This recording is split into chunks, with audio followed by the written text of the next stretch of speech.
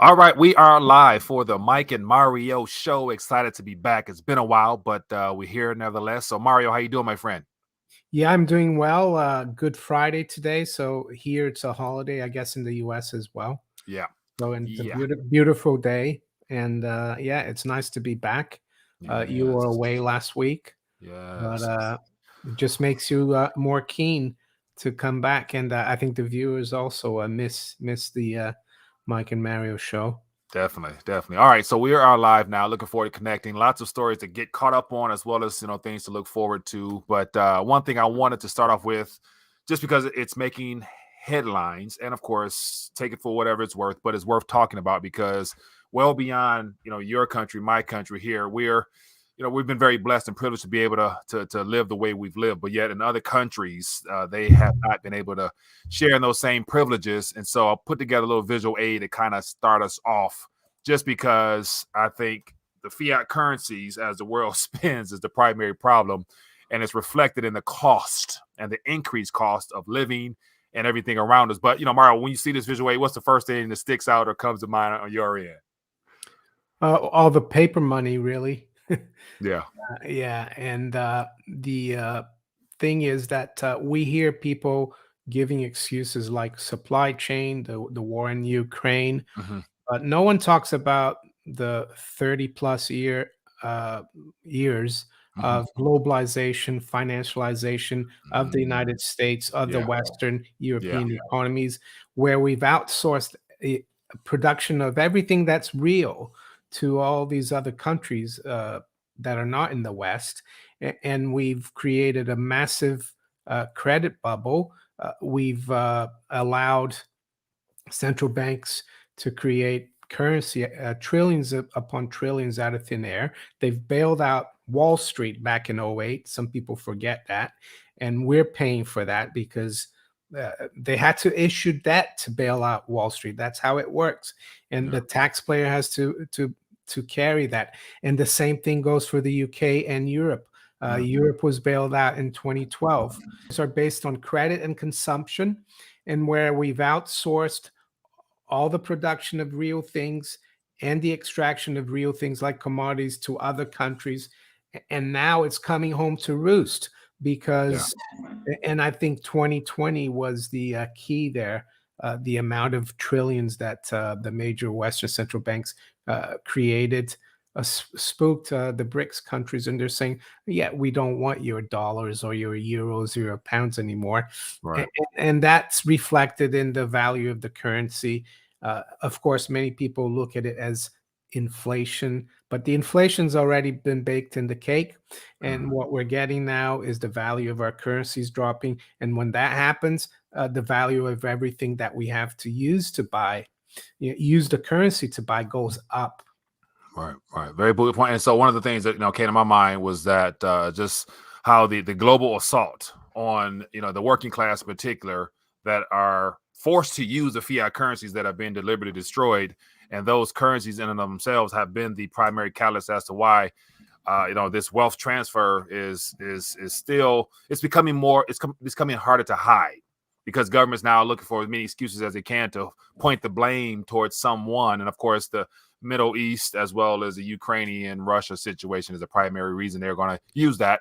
And here in the West, the Putin price hike is becoming a mainstream buzzword that Biden loves using. So more charades, man. But it's hard to hide the increase in cost now. And so more videos are surfacing, more people are talking about how they're needing to crack down and determine how they're going to allocate their spending moving forward. So once again, in the last 40 years, we've never had issues like this.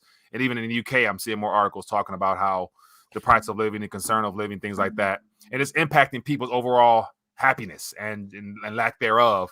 And so that I want to take that one into the next little visual aid that I sent you, just because it's something to look into. But I just thought it was worthwhile. But this is something from Visual Capitalist. It says the most and least happy countries around the world, and this is not even including the monetary financial side of things. This is just 5 or 6 different criteria they're using. But if a majority of these purple/pink fuchsia countries are already unhappy, according to this source here, wait till you factor in the financial side of things. But what are your thoughts when you saw this?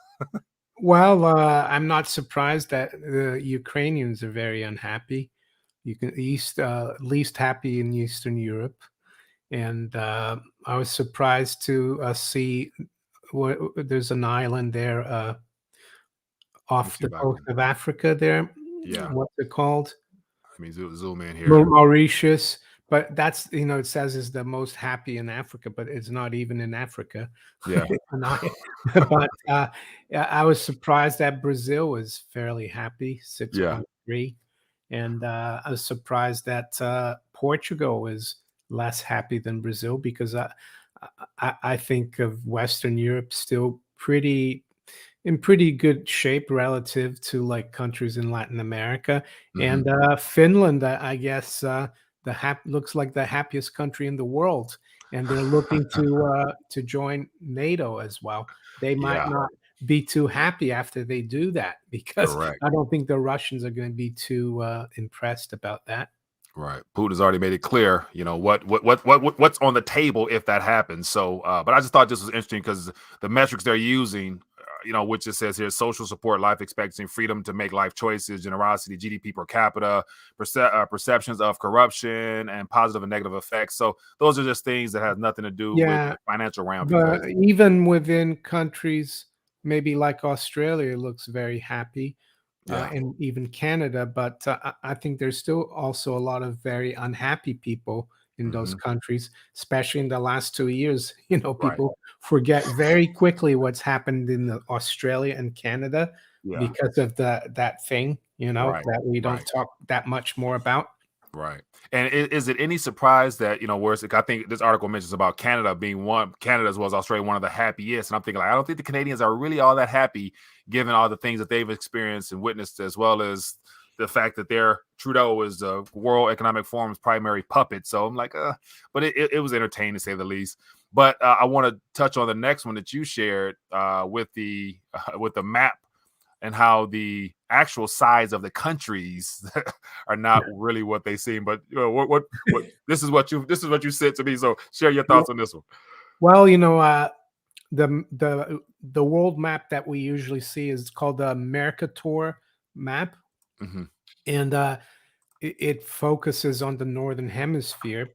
If you Yeah. notice at the equator, it's a lot lower. It should be in the middle of the screen. hmm And what that does, it makes Russia, North America, and Western Europe look a lot bigger than they really are. So Yeah. this is how this is the true size of the continents, hmm and it shows that Russia actually is not as big as it seems, nor Western Europe. Yeah. So this is a good one here. This is how they show it to us, and now this is how it should be. Mm. Look at Greenland is very small, but it looks huge. Right.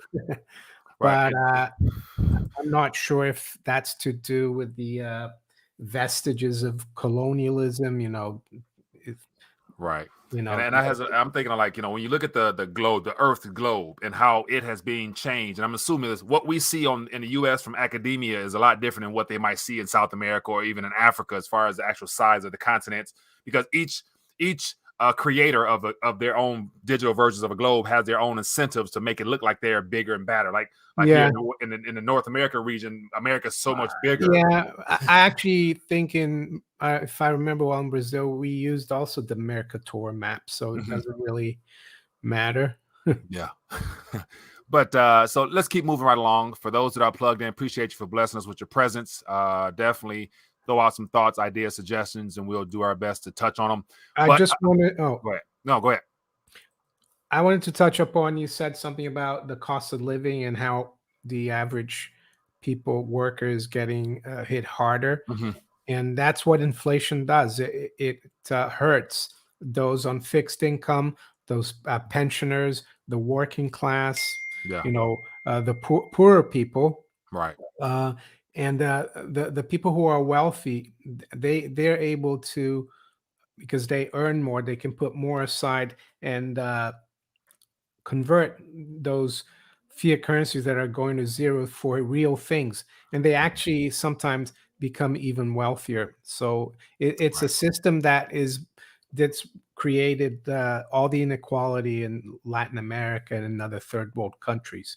Right, very good point there. And when it comes to the people who are better off during times of transition, happen to be the asset owners, people who own real things that the world needs, and those are the ones that tend to profit no matter what because they actually own assets that produce for them.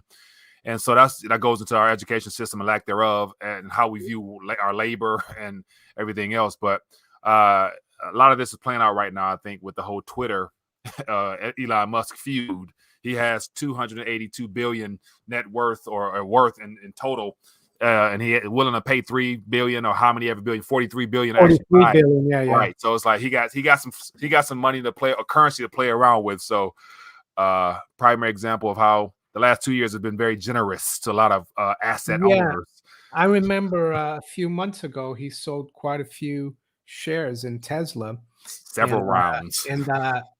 I think that he was already thinking of buying Twitter. Mhm. He didn't say that, Yeah. but he was, and I don't, and it's funny. I saw a headline saying, "Oh, how is he going to finance the purchase of Twitter?" But a guy who's worth a few hundred billion, Mhm. why does he need financing to buy a company that's 43 billion? Right.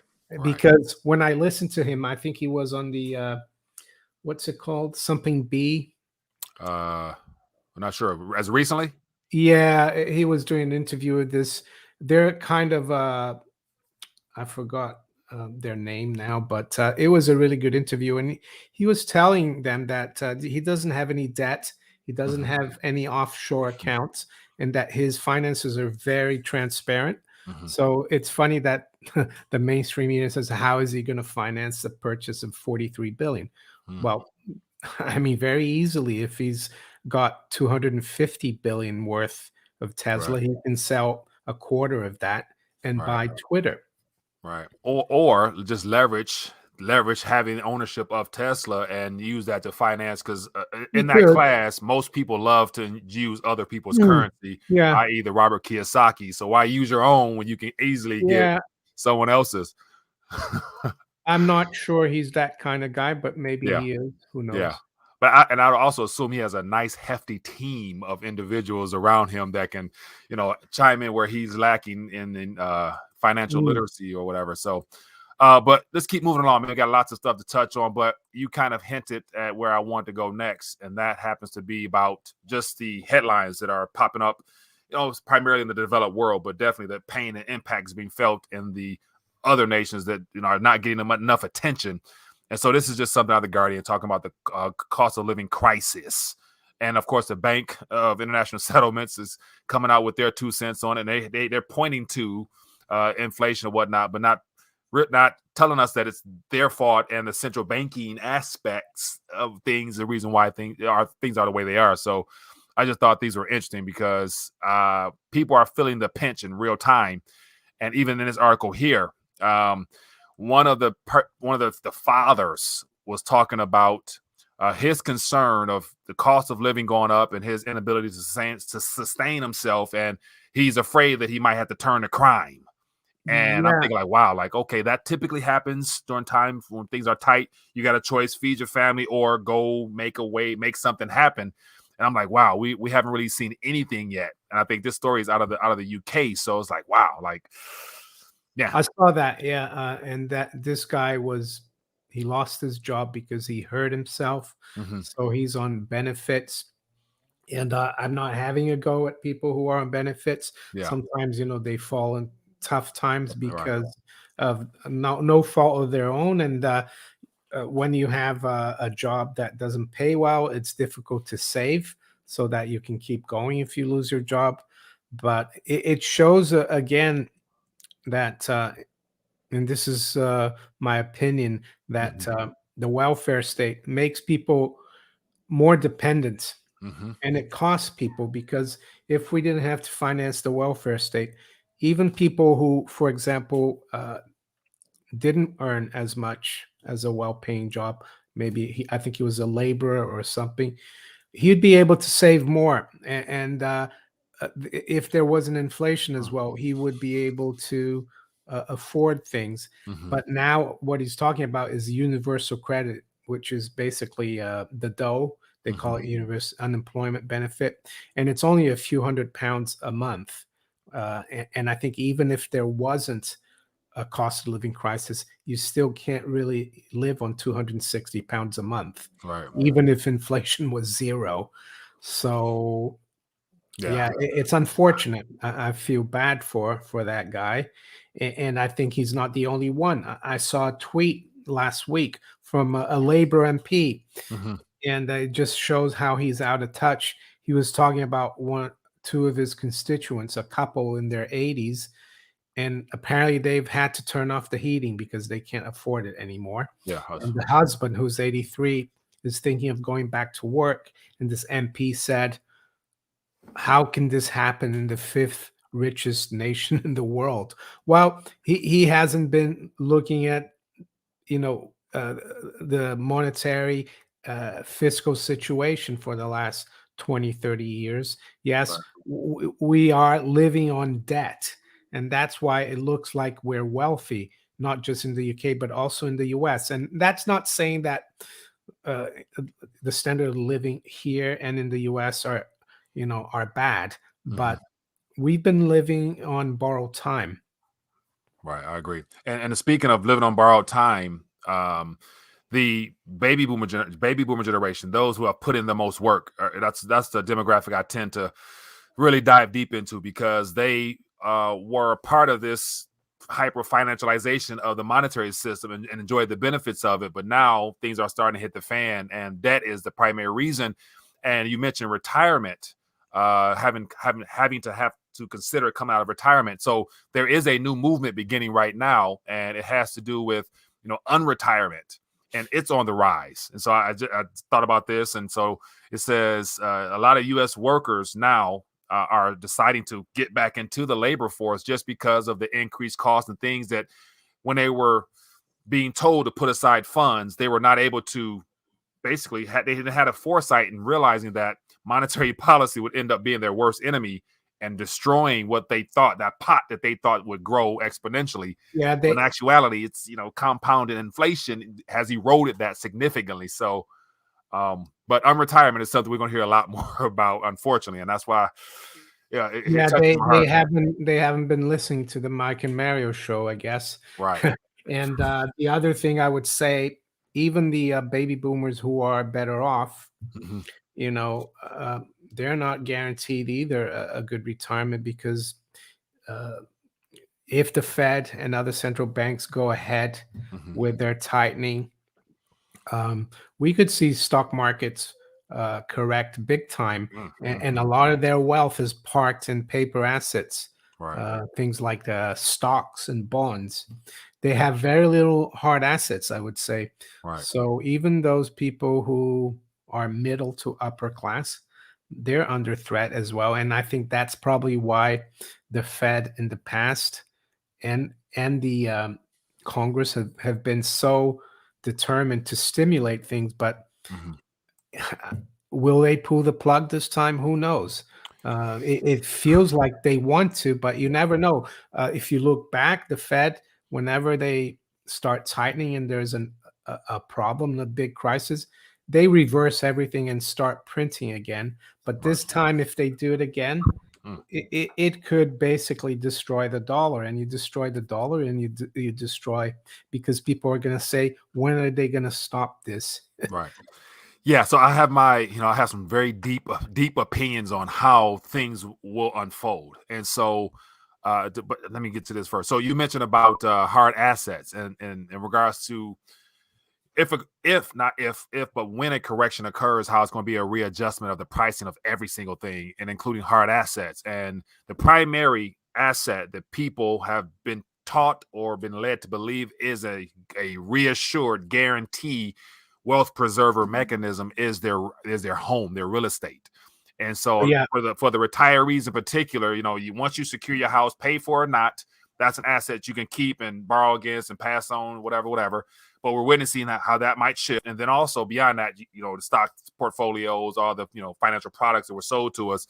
But when the stock market has its hiccup, everything else will come into play as well. Oh, yeah. And then this plays into just the current surge, to the slowing down of the housing market due to borrowing costs all across the board going up. So this, to me, is more of an indicator as to what could be one of the leading drivers towards this next market downturn on top of the bond yield inversion, things like that. But this is not helpful in a country that is built upon everyone deserves a right to own a home. It's a God-given right that you must own. But are you really owning when you're financing and you don't really pay it? So anyway, yeah, long rant there. Yeah, But it's the same thing here. They say that an Englishman's home is his castle, mm-hmm, and I was surprised when I moved here in my 20s, 30 years ago. I was from Switzerland. In Switzerland, back then it was different. People rent a lot, mm-hmm, but I was surprised so many young people already had mortgages and were buying homes, in their 20s. yeah, And yeah, I forgot to say that also, if we see the Fed tightening, and we saw that mortgage rates now, a 30-year mortgage rate is above 5%. I yeah, think it started the year around just above 3. So it's a big move. mm-hmm, And we could see, and I'm not saying that owning real estate or land is a bad thing long term, but there's a lot of people out there who are highly leveraged on their yeah, real estate or their home. Even people above 50, I would say. And yeah, that could be another thing that hurts the middle class quite a bit. yeah. Big time, big time, big time. Okay, so let's keep it moving. More things to touch on here. Let me see what else I got here. What's next? So, okay, we can't go too far without talking about what's happening with Russia and the sanctions. And so here's something I thought was interesting: U.S. sanctions on Russia likely to boomerang, drive inflation higher. Well, they're already doing it. I mean, and I would say, though, let's not put the blame on rising prices, because inflation is really the creation of money and credit. Correct. I keep reiterating that, because we got to put the blame on the people who created the money and credit out of thin air. Right. But it's true that prices of commodities have gone up since the start of the war. But if you look back, we were talking about this in September last year, how natural gas was making all-time highs, how we'd have a shock in Europe Yeah. in the spring of this year when they lifted the caps, for example, in the UK. We already saw oil, go through the roof even before the Ukraine war. Yeah. So yeah, but it's going to make it even worse, and at least it's going to give the powers that be a scapegoat. Right. Right. Here's Our Mr. friend, Augustine here. our friend, fat bastard. The fat bastard. But yeah, so here's okay. So Mario, there's another camp out there, and I think it's the deflationary recession camp, saying that when this next market glitch happens, central bank driven because of the tightening, things like that, they're sucking out all the liquidity, which has been the primary inflator of all the assets. As they pull that out, there will be a day of reckoning. Now, that day of reckoning will result in a complete collapse of the prices for housing, the equity market. Like Dow Jones will probably have one of the most.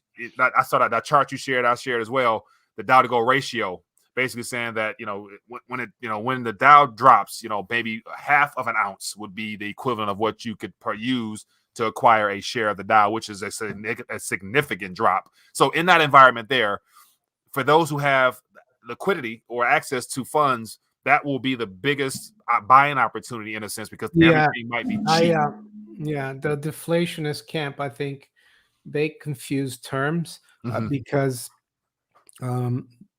what they're talking about is a correction in asset prices down, deflation of prices.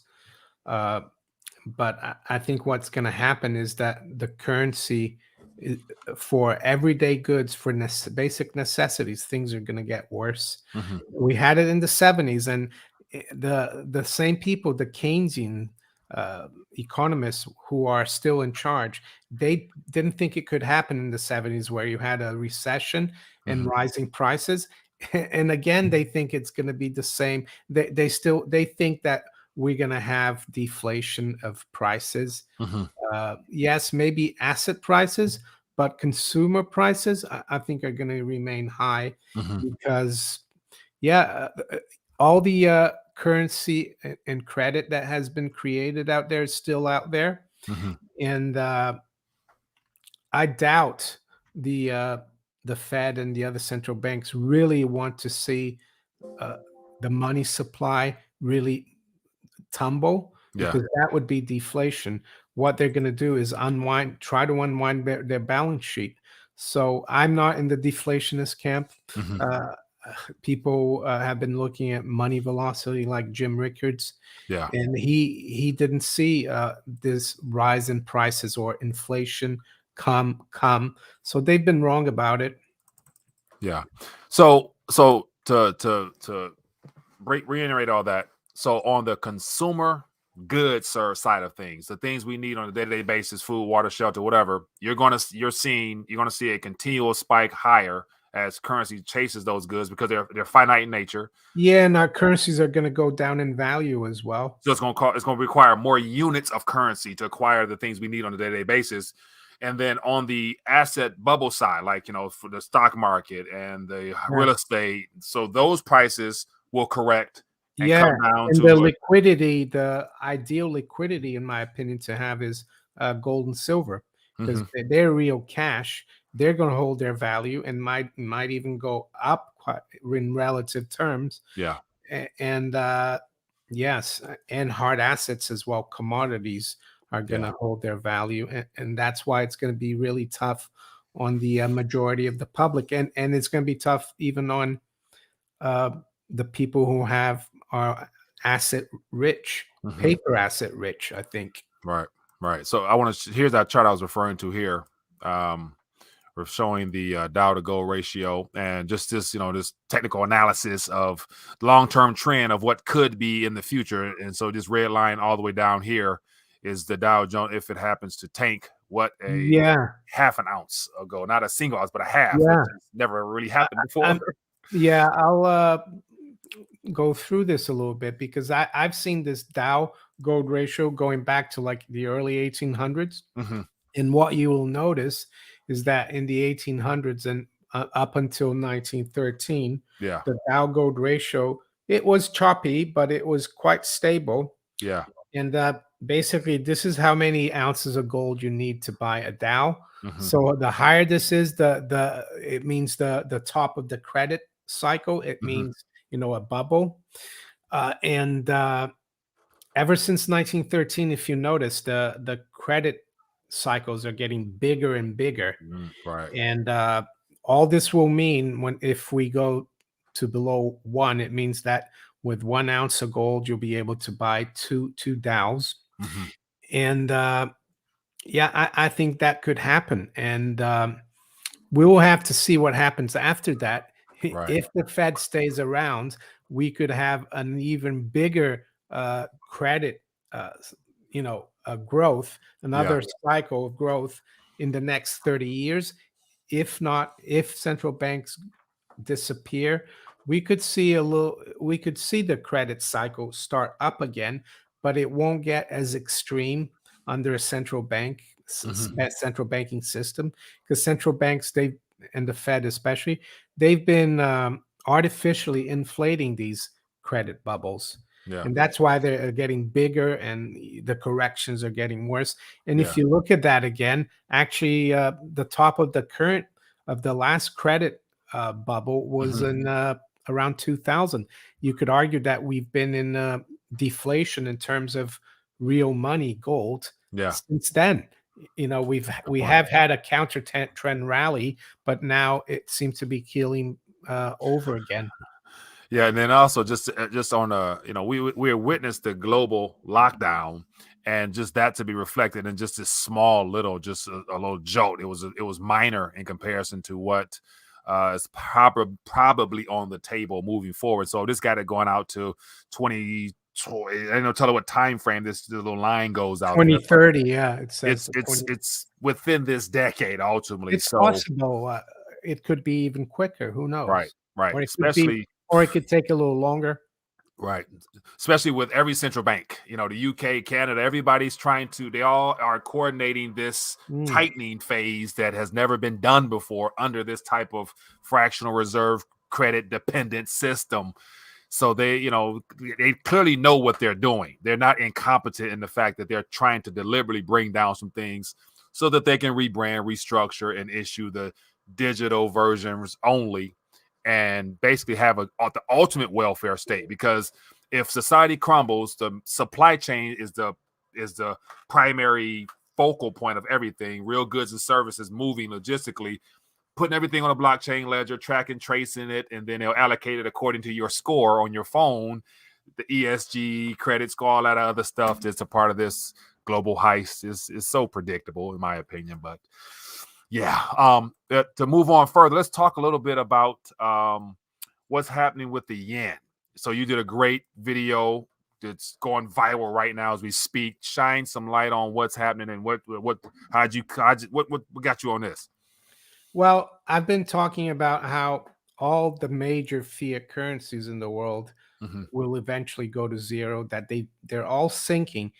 And to look at the dollar index is kind of a waste of time. And I even wrote an article back in 2007, which is still online, about that. Yeah. And the yen being a major fiat currency, Yeah. considered by many as like a safe haven currency, um, is not acting like one. And I've been following the yen against the price of gold, XAU, JPY. Yeah. And recently, well, as of yesterday, we closed almost at 250,000 yen per troy ounce, which is an all-time low for the yen, all-time high for gold. So I think it's only a matter of time when the other major fiat currencies like the pound, the Aussie dollar, the Canadian dollar, the euro make new highs, like make new lows versus gold. And also the dollar is going to follow. And right now, what's happening in Japan is that the Bank of Japan, they're continuing to do QE. They have no intention of raising rates, no intention of tapering, and they're also doing yield curve control, and they're basically destroying the yen, and that's very serious.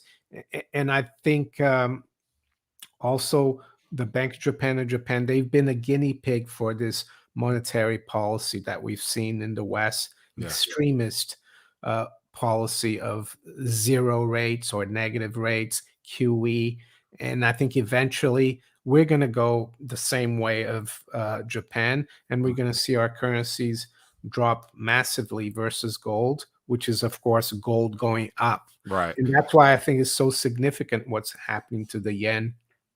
Yeah. And speaking of which, as you're describing this, and to me, it's not as sad and somber of a feeling to watch the fiat crumble when we view gold and silver as constitutional / lawful money, and it's reflected in the amount of paper units needed to acquire an ounce. So having an ounce or more, or whatever, in metal, in money, you're on the benefit, you're benefiting from their own chaos and destruction. So to see this chart go up, like that phrase that they use in the crypto space, to the moon, there's no ceiling to how high the fiat price of money can go in silver gold terms, just because it's real. It's the kryptonite towards a crumbling central bank Ponzi scheme. So it's just more of an incentive for people to take advantage of the current manipulation in the West. And it's just a matter of time. And what this is like an escape valve as well for investors who in Japan, because bonds, Japanese government bonds, they're paying nothing. He's put a lid at 0.25, so they're printing as much yen as they need to keep the interest rates low. But there's a price to pay, and it's the currency collapsing against gold.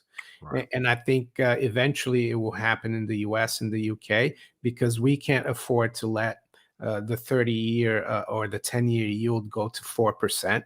So they're going to come back and start doing what the Japanese are doing. And it's my opinion that their currencies, the dollar, the pound, the euro, will go the same way as the yen. Hyperbolic. All right, let's acknowledge a couple people. Kwame King, appreciate you, my friend, for the love offering. We got Miles. Miles has a question or some thoughts. It says, can't central banks just literally destroy and erase all the physical and digital cash they want to combat inflation? They can just write it off. One more payment on my wrench. One more payment on my wrench. Um, so I think so. I will share my 2 cents on this. So I remember seeing was it 2 years ago, 3 years ago, MasterCard in Canada decided to cancel all the Canadians' cards or something like that, and they wrote off the entire how many ever millions worth of losses, and that was on their ledger. So if the digital representations of Canadian dollars were able to be discharged with no problem, and I'm not sure the repercussions of that, but on the commercial side, I think it probably is probable, but then again, somebody's asset is somebody else's liability. So Yeah. the counter to that will be the Well, problem. I think the central banks, like the BOJ, Mhm. is destroying the value of the currency. That's Yeah. what that chart of gold shows. Yeah. And they don't have to destroy um, the physical Japanese yen. They just have to destroy the purchasing power of it. Mhm. And it's probably because Japan has over 200% debt to GDP as a government. So the lower the currency goes against the yen, Yeah. against gold, sorry, that's a how can I say that's a default, because gold is the ultimate form of payment. Yeah. So if you have a lot of debt, the best thing you can do is to allow your currency to collapse against real money, because then it will be very easy to pay that debt eventually. And I think that's the way we're going to go, because destroying currency like that, you stop economic activity, destroying debt. Right. And with the hyperinflation that we're seeing in Japan, I think it's hyperinflation or very high inflation, even though people say there's deflation in Japan. You're basically keeping the system going.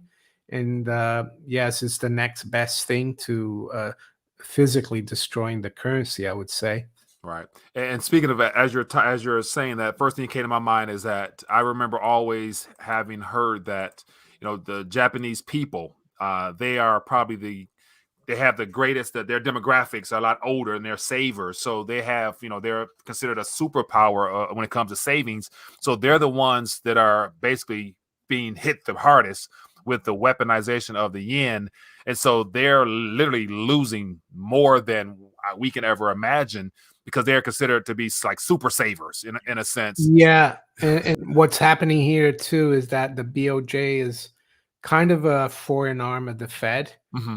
And what this policy in Japan does to the savers is it pushes them to buy treasuries and other foreign bonds. Yeah. So if Japan wasn't doing this to destroy their currency and keep their yields low, I would think that treasury yields would probably be way above 3% by now. The mortgage rate in the US would be probably 6%. Yeah. So Mrs. Watanabe, that's what they call the Japanese saver. Mm-hmm. She's like how can I say, the prototype or icon of savers. Mm-hmm. She's holding up the world bond markets for now. And I think we need to keep an eye on the Japanese bond market, because if the Bank of Japan loses control of the yield there and it starts going up, you could see the yields for treasuries, for gilts, for European bonds go up as well very quickly, and it won't be pretty. Right. Yeah.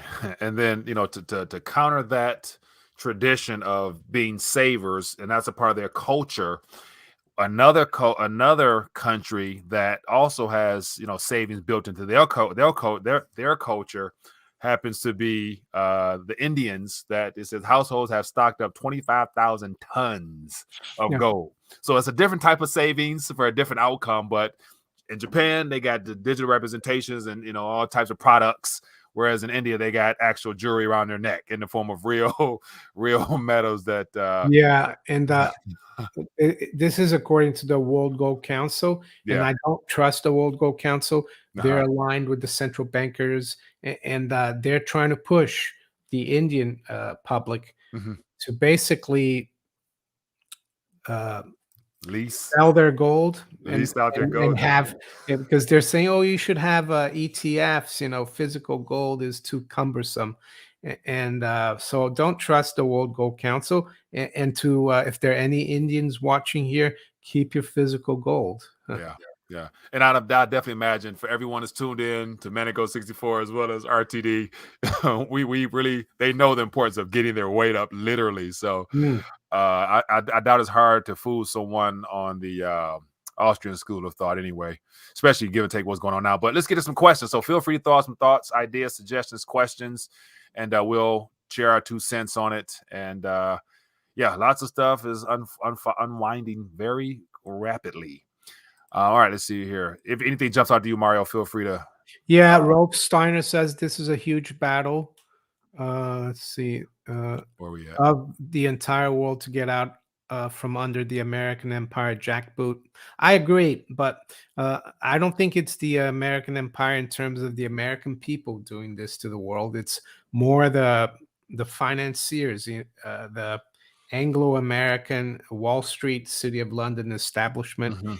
and I think it's a good thing. And I'm not against bankers per se, Yeah. but dishonest bankers and what they've been doing since 1971. I mean, it will be a great day when this whole house of cards implodes. Mhm. I mean, of course, unfortunately, that a lot of people will be hurt, but the prospects going forward, I hope are going to be a lot better. Right. You need to sometimes uh, the forest needs to burn down for it to grow again, Right. so to speak. Right. And then I got another question right here. Somebody got to you, but also, just to go back to this map earlier about this is just a generic version, the generic measurement of the world's happiest and where whatever. And so it's very skewed. But the nations that are purple and fuchsia, whatever, those are the nations primarily in Africa, whatever. Those are the nations where they are already experiencing extreme, financial issues, like just due to the fact that they are Yeah, considered. But those elections are well below the quote unquote poverty line anyway. So those nations, they don't have much on the table to really lose. yeah, and if you look at that map, the nations that are unhappiest, they're the ones who have all the natural resources. They're the ones who haven't been part of the bankers club, whose Mhm. currencies haven't been, manipulated higher. Right. So I think those nations hopefully will be a bit happier after Right. this shift from paper to hard assets. Just have another question here. Yeah. Chad Knight, tell me about Glint. Is owning physical gold along with purchasing gold with Glint worth considering? Uh, I do. I am associated with Glint. Mhm. I do have like a referral code, and I do have a Glint card, and they do hold your gold, allocated gold, physical gold in the vault in Switzerland, and they allow you to spend that gold through their Mastercard through an app. Mhm. And some people like that, Right. so it gives you the option. But I personally wouldn't put everything with them. Right. I still prefer the physical, but everyone has a different perspective. Right. And so I have not a different, but so I like to look at everything with a critical eye. And so I'm thinking like right now times are good to where you can swipe with no problem. And you can probably get on the phone and call representative, say, hey, ship me okay, cool. I'll put it on UPS, FedEx, whatever you got to do.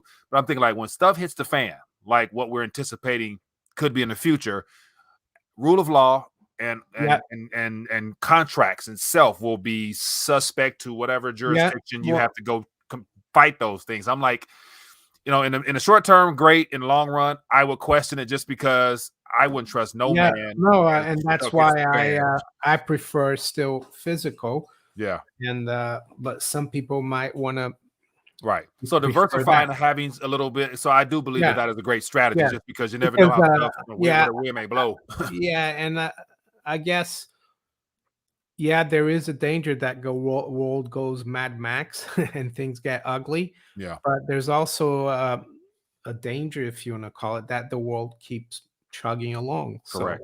Because you never they've been know. doing a good job of being able to paper over a lot of things, Yeah, and yeah, they can probably do that for quite much longer than we anticipate. But here's another question, and has to do with the crypto side. But it says, to Mario, don't you think their plan is to destroy the term of real money? This is why Bitcoin exists, as it is capped, not with it, but understand the tech. Yeah, I think they've been trying to destroy the fact that gold and silver are money for the last 100 years, but I don't think they will be able to, because you can't destroy the truth. Mm-hmm. Um, yeah, Bitcoin, I think, is and cryptos are in a way a distraction. I think, if we hadn't had Bitcoin, a lot more people would have gotten involved in gold, because Yeah. after the '08 crisis, a lot of people woke up and said, "Hey, what's going on with this system?" And they started looking into the nature of money, the nature of the monetary system. And then right when people started looking at that in '08, '09, comes Bitcoin. Mhm. And Right. That's coincidence or intentional. Like, I'll let depending on what camp you're in, will mm, determine what you think about that. So, all right, let's get some more questions out there. Let me see what else we got here. Speaking of which, silver being the ultimate form of a hindrance. Silver is the ultimate hindrance to the banking system oh yeah, because it's more affordable now, but yet it has a bigger yeah, upside because of its utility for powering the world ultimately. So if that was to yeah. get into people's hands, like the fact we have politicians in the US now talking about going on Bitcoin making illegal tender, I'm like, just encourage people, if you really care, to go out and get a couple ounces. Make Yeah, sure every citizen got a couple ounces. I think, silver is a hated and forgotten metal, Hmm. but I think it will come back, because it's a little bit like gold. It's in our DNA. You Hmm. look at the name of currencies, like dollar and peso. It's all related to silver. And when the price of silver starts really motoring up, people will wake up, Yeah. and that's why they've manipulated silver the most. Right. I agree. To me, silver is the epitome of a stable coin. It doesn't move, it doesn't fluctuate. Only thing changes is the amount of digital And it's the representation of paper it takes to get rid of. money. Sorry, it's the money and the currency of the general public. Mhm. Uh, I mean, gold is good as well, but it's more. Not everyone can afford gold, but Right. maybe that will change. Maybe it will be also very difficult to afford silver. Right. I do see that. I do see some type of event like that unfolding. And I think a lot of the digital transition that we're going through is geared towards the younger generation, because those are the ones with the cell phone access. They only know internet. And the tap and pay is all they do. They don't even hold physical paper no more. And that's going to be the medium that allows a transition. Paper not being used by people by choice, but then the convenience of tapping and pay, and eventually using your hand, or putting your finger somewhere and all Yeah. that stuff. But Barlight Broker says that he's Indian. We were talking about the world gold coin. Marley Broker's a gold. He's a gold bug. He talking about Where wearing is gold low? chain. Where's low blood pressure? I haven't seen him. LBP's out there, man. He's probably like, no. Well, today he's got the day off, I assume. Okay. But no telling. But Miles says, why was copper stopped being used as money? I think it's because the price, Hmm. the price of copper went up above the face value of the pennies and all the coins. Man, And I think it was probably a bit manipulated, just like silver was. yeah, But it went out of circulation because a penny, the copper in the penny, or in the UK they have the tuppence with two pennies, yeah. uh, became too valuable, so it went out of circulation. It's because of inflation, really. Yeah, and just to think about, I was trying to put up a little visual aid here of just showing how far we've come with the privatization of national currencies through central banking, and everything has come from that. Because it wasn't too long ago where it was a penny, a half a penny, and a nickel and a dime, and all Yeah, those. in the UK, I think they had a quarter of a penny, Yeah. which is called a farthing. So yeah, like we've come a long way to where the value of these things, as far as what you could purchase, was more reasonable. To where like a day's wage was like a dime or something like Yeah, that, two, yeah, 300. So yeah, but yet all of that can be made up when stuff breaks and gold and silver, the fiat price is revealed for what it should be. I think that could be a day of reckoning to make all that up, as far as those who have it being able to sustain themselves a lot better than those who do not have them. So, all right, we're at that 50-minute mark, Mario. Let's sign off and leave us with some good news. Anything come to mind for you heading into the weekend? Well, I guess it's the Good Friday today. It's like the Passover as well, Mm-hmm. when the Hebrews left Egypt. So maybe, hopefully, Pharaoh, which is like the New World Order, will go the same way. The New World Order will go the same way as Pharaoh. Yeah. We'll see. Who knows? Things, come in cycles. They happen again. So maybe there's some hope. Yeah, 100%, man. Hey, I can't top that one, man. That's legit right there. But no, it's always great to connect. Everybody, we appreciate you for blessing us with your time. Manico64 on YouTube, go check them out. And other than that, Rethinking a Dollar, you can find me everywhere. Be blessed, be safe, have a great weekend, and we'll be back at next week because there's gonna be more to talk about. So, enjoy your weekend. Peace. Peace.